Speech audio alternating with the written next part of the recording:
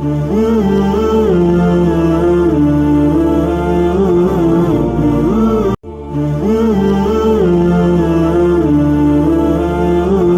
हम ये कुरान तेरी रहनुमाई में तेरी इजाज़त से तेरा नाम लेके शुरू कर रहे हैं। या अल्लाह इसमें बरकत डाल और हमें इसको समझने और इस पे अमल पैरा होने की तौफ़ीक अता फरमा। 42 रब इश्रह ली सदरी वयस्सिर ली अमरी वाहलुल उक़दतम मिन लिसानी यफ़क़हू क़ौली। बिस्मिल्लाहिर्रहमानिर्रहीम।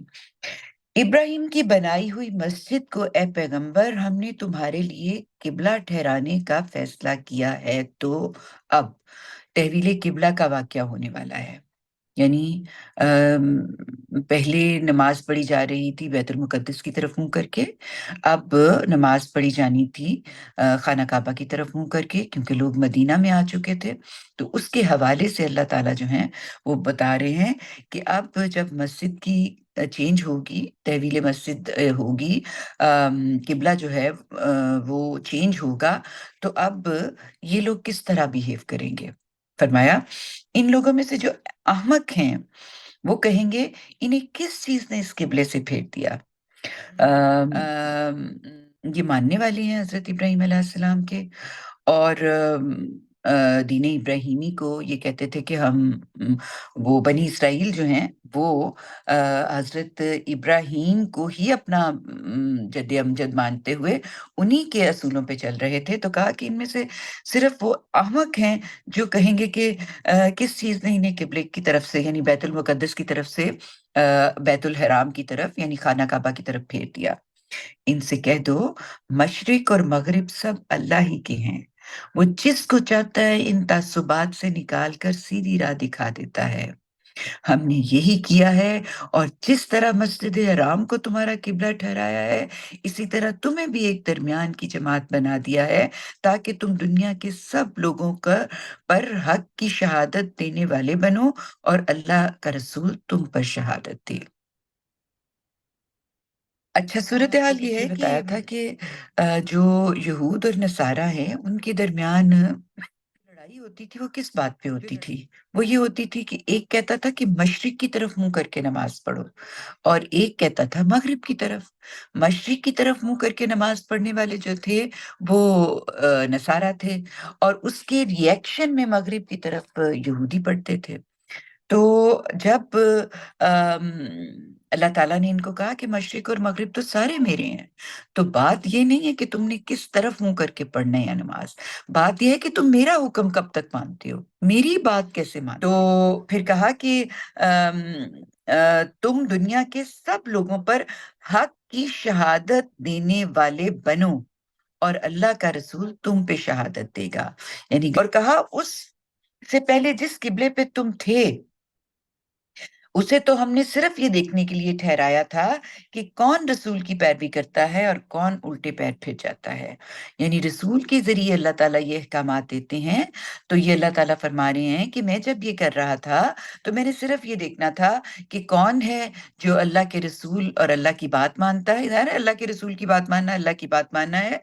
सिर्फ इसको देखने के लिए ये ठहराया था, और कौन है जो ज़िद्दा और अपनी ख़्वाहिश नफ्स के हवाले से इससे फिर जाता है। इसमें शुबा नहीं कि ये एक भारी बात थी, मगर उनके लिए नहीं जिन्हें अल्लाह हिदायत से बहरयाब करते हैं। यानी किबले की तहवील चेंज होना ये एक बड़ी बात थी। लेकिन अगर रसूल आपके दरमियान मौजूद है और आपका पूरा ईमान है उस पे, और आप अल्लाह की बात समझ रहे हैं और ईमान आपके अंदर मौजूद है, तो फिर इस बात को फॉलो करना आपके लिए मुश्किल नहीं होता। लेकिन जब आपके दिल में मीन मीखनियाँ हो, टेढ़ हो, आप सच और हकीकत को फ़ॉलो नहीं करना चाहते और कोई ना कोई उज़र तलाश कर रहे होते हैं, तो फिर ऐसी सूरत-ए-हाल में आप अल्लाह की दी हुई नेमत से बहरायाब नहीं हो सकते। फिर फरमाया कि और वैसे भी जब रसूल आते हैं, तो इस तरह के मामलात के ज़रिए अल्लाह ताला यानी ये जो आज़माइशें आती हैं रसूलों की कौमों पे, इसके ज़रिए अल्लाह उनकी तत्हीर करते हैं। तत्हीर कुरानिक लफ्ज़ है, इसका मतलब है गंदगी, गलाज़त और साफ़, इनको अलग-अलग करना। तज़किया और तत्हीर ये 2 लफ्ज़ हैं जो कुरान के बड़े ही ऐसे लफ्ज़ हैं जिनके अंदर पूरी दुनिया छुपी हुई है, کیونکہ تزکیہ جو ہے وہ پورے دین کا مقصد ہے. پورا دین ہمارا جو ہے وہ تزکیہ آپ کو کرنے کے لیے کہتا ہے. تو جو تطہیر ہے وہ کیا ہے؟ تطہیر یہ ہے کہ جو ناپاک چیزیں ہیں ان کو نکالو، اور جو صاف اور پاک ہیں ان کو بڑھوتی دو، ان کو فلرش کرنے کا موقع دو. تو فرمایا کہ یہ جو کیا تھا نا، یہ جو الٹے پیر پھرنا تھا، یہ وہ لوگ تھے جو طیب نہیں تھے. طیب کا مطلب ہوتا ہے پاکی کا لبادہ نہیں اوڑا، انہوں نے پاکیزگی کا لباس نہیں پہنا، وہ الٹے پھر جانے والے تھے. اور وہ تطہیر کے اس عمل میں جس میں کہ ناپاک اور پاک کو علیحدہ کیا جاتا ہے، اس میں وہ ناپاکی کے ساتھ کھڑے تھے. تو اللہ جب رسولوں کو اپنی قوموں کے درمیان جب موجود ہوتے ہیں تو بہت سی آزمائشوں کا سامنا انہیں کرنا پڑتا ہے، اور ان آزمائشوں کا جب وہ سامنا کرتے ہیں تو ان کی تطہیر ہوتی ہے، یعنی ان میں سے پاک علیحدہ ہو جاتے ہیں اور ناپاک علیحدہ ہو جاتے ہیں، طیب اور ناپاک علیحدہ علیحدہ ہو جاتے ہیں. تو وہ کون ہے جنہیں اللہ ہدایت سے باہر یاب کرتا ہے؟ وہ لوگ ہیں جن کے لیے خدا کی بات ماننا جو ہے اس پہ کوئی مسئلہ نہیں پیدا ہوتا. فرمایا اور اللہ ایسا نہیں ہے کہ اس طرح کی آزمائش سے وہ تمہارے ایمان کو ضائع کرنا چاہے. یعنی اللہ تعالیٰ اس طرح کی باتیں جب آزمائش کے لیے آپ کے سامنے رکھتا ہے تو وہ ایسی کوئی بات آپ کے سامنے نہیں رکھتا جس سے کہ آپ کا ایمان زائل ہو جائے، ختم ہو جائے، ضائع ہو جائے، آپ مان کے بھی وہاں نہ پہنچ سکے جہاں آپ کو پہنچنا ہے. تو اللہ تو لوگوں کے لیے بڑا مہربان ہے، سراسر رحمت ہے. مہربان کے لیے یہاں جو لفظ ہے وہ اس طرح سے استعمال کیا گیا ہے جس میں شر کو ختم کرنا اور خیر کو بڑھانا. یہ اللہ ان لوگوں کے ساتھ معاملہ کرتا ہے جو یہ فیصلہ کرتے ہیں کہ وہ خدا پہ ایمان لے آتے ہیں. پھر ان کے اندر کسی سے کھرے اور کھوٹے اور مخلص اور منافق کا پتہ چلتا ہے، اور یہ ایک قسم کا یہ امتحان ہوتا ہے جس میں برے اچھے خام سب کا جو ہے نا وہ سمجھ آتی ہے. اور یہ اللہ کی سنت ہے. یعنی میں نے آپ کو بتایا کہ اللہ تعالیٰ پوری کائنات اپنی سنتوں کے ذریعے چلا رہے ہیں. سنت طریقے کا نام ہے جس میں اللہ تعالیٰ وہ تمام معاملات کر رہے ہوتے ہیں جن کے تحت وہ یہ پوری دنیا کا نظام چلاتے ہیں. اس میں ایک سنت جو ہے وہ ابتلا ہے، یعنی آزمائش ہے، کہ اللہ تعالیٰ آزمائش کے اصول پہ یہ دنیا چلاتے ہیں اور وہ آزما کے آپ کو آگے لے کے چلتے ہیں. تو اس کے بعد فرمایا کہ تمہارے منہ کا بار بار آسمان کی طرف اٹھنا ہم دیکھتے رہے ہیں اے پیغمبر، سو ہم نے فیصلہ کر لیا ہے کہ تمہیں اس قبلے کی طرف پھیر دیں جو تم کو پسند ہے. یعنی یہ میں نے آپ کو بتا دیا نا پہلے کہ وہ یہ چاہتے تھے کہ اب کلیئرٹی آ جائے کہ ڈائریکٹ ہمارا منہ جو ہے وہ بیت اللہ کی طرف ہم قبلہ یا بیت المقدس کی طرف منہ کر کے نماز پڑھ رہے ہیں کیونکہ یہ اللہ کا حکم تھا. تو اللہ تعالیٰ نے فرمایا کہ میں جانتا ہوں کہ تم یہ چاہ رہے ہو، تو ہم نے فیصلہ کر لیا کہ اللہ تعالیٰ نے ساتھ ہی بتا دیا ہے پیغمبر، سو ہم نے فیصلہ کر لیا.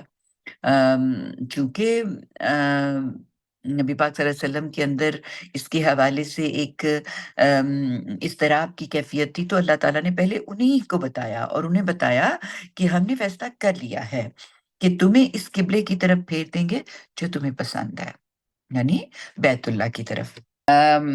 لہٰذا اب اپنا رخ مسجد حرام کی طرف پھیر دو، اور جہاں کہیں بھی ہو نماز میں اپنا رخ اسی کی طرف کرو.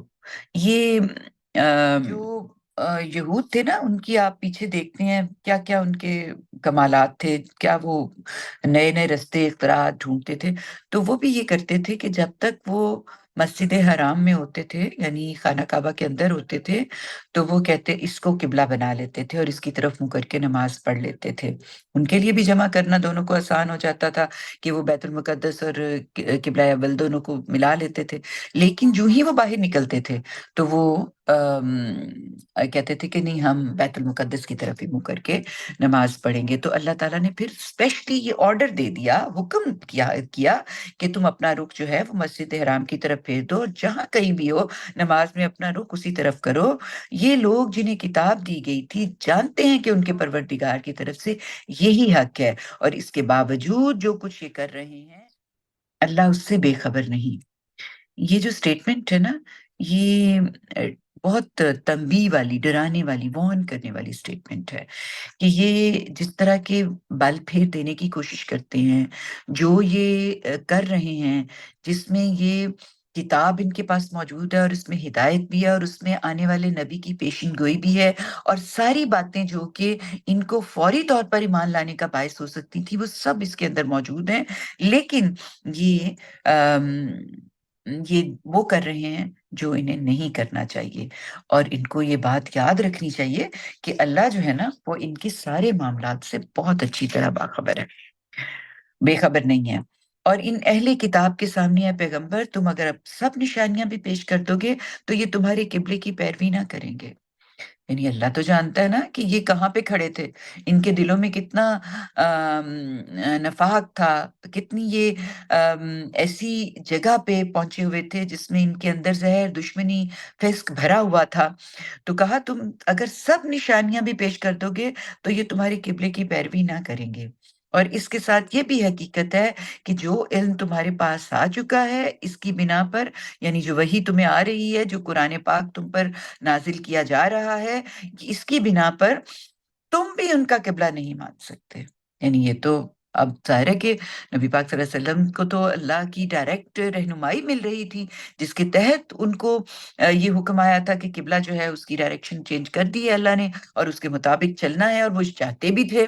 मक्का उनका घर था और वहां से उन्होंने हिजरत की, और वो चाहते थे कि मैं उसी की तरफ मुंह करके नमाज पढ़ूं जो कि दीन इब्राहिमी का इब्तदाई घर है। तो उन्होंने कहा कि तुम भी इसका किबला नहीं मान सकते, और इनकी ये जिद सिर्फ तुम्हारे साथ नहीं, हकीकत ये है कि ये भी एक दूसरे का किबला नहीं मानते थे। अब ये जो जिद तुम्हारे साथ कर रहे हैं ना, ऐसा नहीं है कि ये जिद इन्होंने सिर्फ तुम्हारे साथ की हुई है, ये तो इनका रवैया है। लिहाजा इनको कोई चीज मुतमिन कर सकती है तो यही कि तुम इनका किबला मान लो। तो और अगर तुम्हें मालूम होना चाहिए, फिर साथ ही अल्लाह ताला ने बता दिया कि ये चाहते तो ये हैं, कर भी कोशिश इसके लिए रहे हैं कि तुम्हें तुम्हारे रास्ते से हटा दें।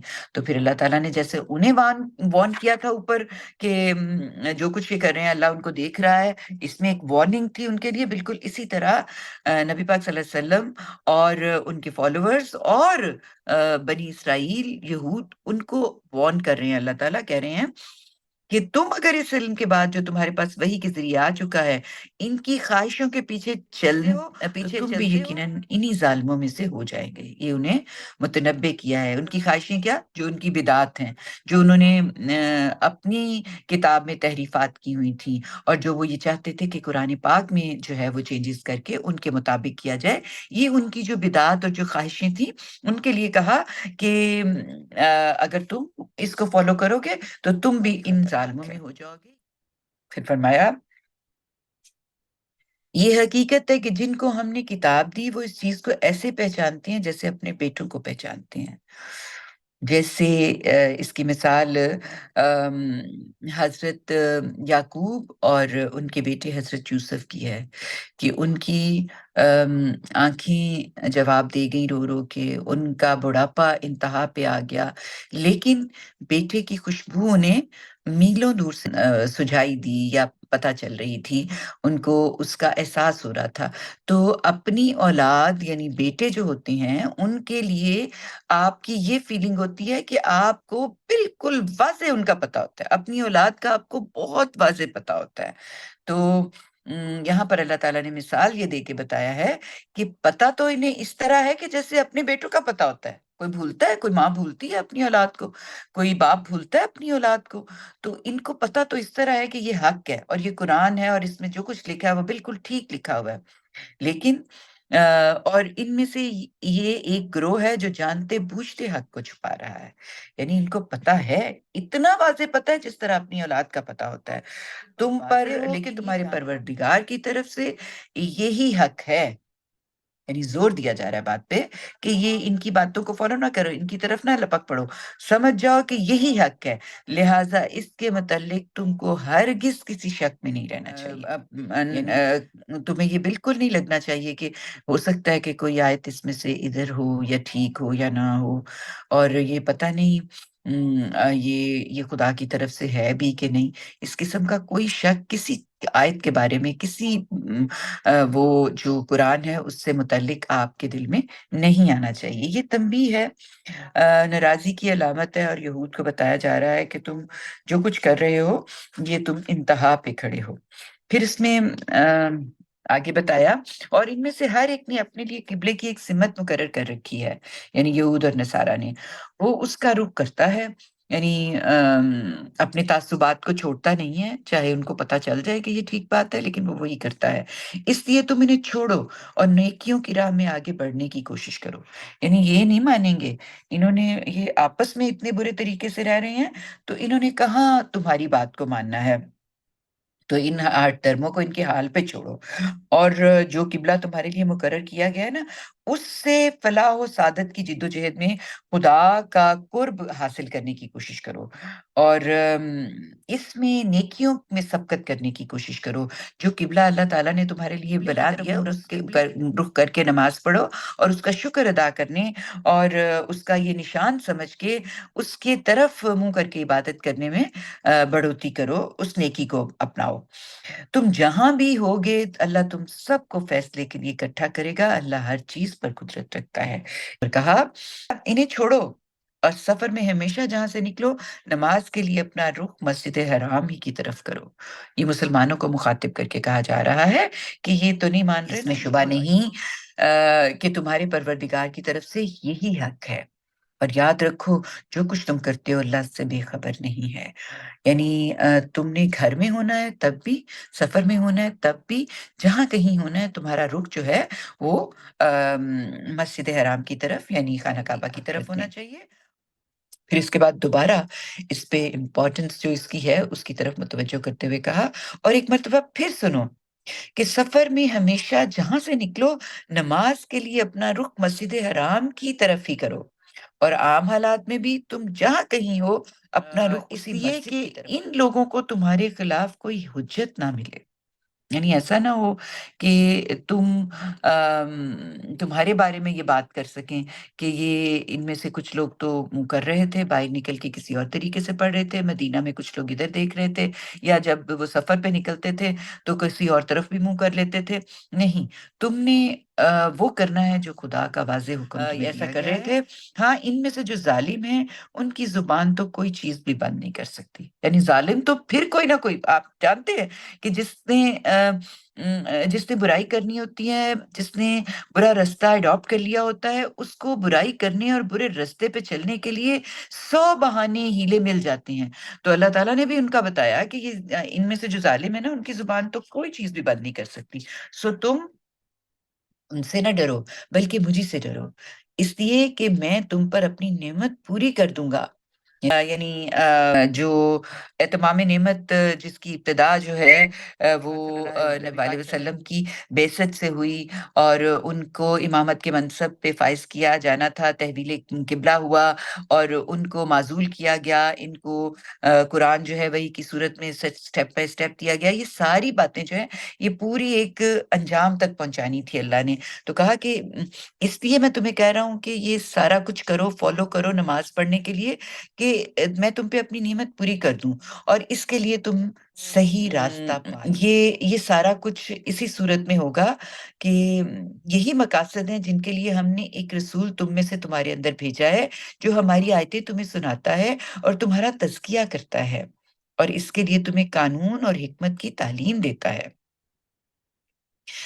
یعنی تمہیں یہ سارا کچھ جو سکھایا جا رہا ہے اور جس کے لیے تمہیں احکامات دیے جا رہے ہیں اور جس پہ تمہیں کہا جا رہا ہے کہ اس کو اسٹرکٹلی فالو کرو، تاکہ تم کہیں ڈی ٹریک ہو کے ان کو حجت نہ دے دو کہ تمہارے خلاف کسی قسم کی گواہی وہ اینڈ پہ پیش کر دیں، اور تم ایسا نہ ہو کہ تم ڈی ٹریک ہو جاؤ تو تم پہ جو نعمت اللہ تعالیٰ نے کرنی ہے وہ کمپلیٹ بھی نہ ہو اور تم صحیح راستہ نہ پا سکو. تم ایسا نہ کرنا کہ تم خدا کے دیے ہوئے جو احکامات ہیں ان میں سے کسی کو بھی ادھر ادھر کرنے کی کوشش کرو. تو تم قانون اور حکمت کی تعلیم دیتا ہے. یہ نبی، یہ رسول جو رسالت کے منصب پہ فائز ہے، یہ تمہیں کیا کرتا ہے؟ تمہارا تزکیہ کرتا ہے، اور کیا کرتا ہے؟ یعنی سب سے پہلے یہ کہ یہ تمہیں میری نشانیاں، میری آیات پڑھ کے سناتا ہے، اس کے ذریعے تمہارا تزکیہ کرتا ہے اور تمہیں قانون اور حکمت بتاتا ہے، اور اس طرح وہ چیزیں تمہیں سکھاتا ہے جو تم نہیں جانتے تھے۔ یعنی یہ ساری باتیں رسول کرتا ہے، کیوں کرتا ہے؟ کہ تم جنت کے اہل ٹھہر جاؤ، اور تم یہ ساری باتیں نہیں جانتے تھے، یہ امی لوگ ایمان والو یہ نعمت تمہیں عطا ہوئی ہے، تو اب تم اپنے مخالفین کی طرف سے جو مشکلیں بھی پیش آئیں ان میں کیا فرمایا؟ ثابت قدمی اور نماز سے مدد چاہو۔ ثابت قدمی صبر کو کہتے ہیں، اور نماز سے مدد، یعنی نماز جو ہے وہ ایکچولی ذکر اور شکر کا نقطۂ کمال ہے۔ یعنی آپ بتایا کہ اس میں شبہ نہیں کہ اللہ ان کے ساتھ ہے جو مشکلات کے مقابلے میں ثابت قدم رہنے والے ہوں۔ یعنی اللہ نے فرمایا ہوا ہے نا کہ میں تو صبر کرنے والوں کے ساتھ ہوں، میں متقین کے ساتھ ہوں، میں محسنین کے ساتھ ہوتا ہے، اور جو لوگ اللہ کی راہ میں مارے جائیں انہیں مردہ نہ کہو۔ یعنی پھر بتایا یہ زندگی اور موت کی حقیقت یہاں پہ بیان کر دی ہے۔ یہ بڑی ایسی آیت ہے جس کو سمجھ لینا چاہیے کہ جب آپ اللہ کی راہ میں اپنے آپ کو قربان کر دیتے ہیں تو پھر آپ یہ نہ سمجھیں کہ یہ آپ مر گئے۔ انسان سب مرتے ہیں، انسان سب نے اس دنیا سے چلے جانا ہے، اور ہم یہ قرآن ہی کی جو گائیڈ لائن ہے اور پرانی جو کتابیں ہیں اس میں بھی اس کو اسی طرح مینشن کیا ہے کہ آپ سب نے اس دنیا میں موت کا مزہ چکھنا ہے، اور پھر اس کے بعد ایک نئی زندگی جو ہے اس کی ابتدا ہوگی قیامت کے بعد، جس میں یا تو آپ ابدی بادشاہی میں چلے جائیں گے اور یا پھر آپ جہنم رسید کر دیے جائیں گے۔ تو کہا ہے بلکہ زندہ ہیں لیکن تم ان کی زندگی کی حقیقت نہیں سمجھتے، اور کہا ہم اس راہ میں یقیناً تمہیں کچھ خوف، کچھ بھوک اور کچھ جان اور مال اور کچھ پھلوں کے نقصان سے آزمائیں گے۔ اچھا، یہ اب یہ ان آزمائشوں کی طرف اشارہ کیا گیا ہے کہ ان کو تو زندگی کی حقیقت نہیں پتہ چل رہی، یہ تو دشمنی کر رہے ہیں اور حق کو ماننے کے لیے تیار نہیں، اور جو حق مان رہا ہے اس کو بھی ختم کر رہے ہیں۔ تو جو اللہ کے رستے میں مارا جائے اس کو مرا نہ کہو، وہ زندہ ہے، اس کی حقیقت ہمیں نہیں پتہ ہے۔ تو فرمایا کہ کچھ خوف، کچھ بھوک، کچھ جان اور مال اور کچھ پھلوں کی نقصان سے تمہیں آزمایا جائے گا۔ کچھ کا لفظ یہاں پہ خاص ہمت اور حوصلے کے لیے دیا ہے کہ ایسا نہیں کہ تم سارے کے سارے زندگی جو ہے وہ تمہاری ایسی ہو جائے گی کہ تم جینے پہ نہیں چاہو گے، ایسا نہیں، بلکہ کچھ ایسی معاملات تمہیں کیے جائیں گے جس میں تمہیں دیکھنا یہ ہوگا کہ تم ثابت قدمی پہ رہتے ہو کہ نہیں، تمہیں آزمائیں گے، اور اس میں جو لوگ ثابت قدم ہوں گے یا پیغمبر انہیں دنیا اور آخرت دونوں میں کامیابی کی بشارت دو۔ وہی جنہیں کوئی مصیبت پہنچے تو کہتے ہیں کہ لا ریب ہم اللہ ہی کے ہیں اور ہمیں ایک دن اسی کی طرف پلٹ کر جانا ہے۔ یہی وہ لوگ ہیں جن پر ان کے پروردگار کی عنایتیں اور ان کی رحمتیں ہوں گی، اور یہی ہیں وہ جو اس کی ہدایت سے راہیاب ہونے والے ہیں۔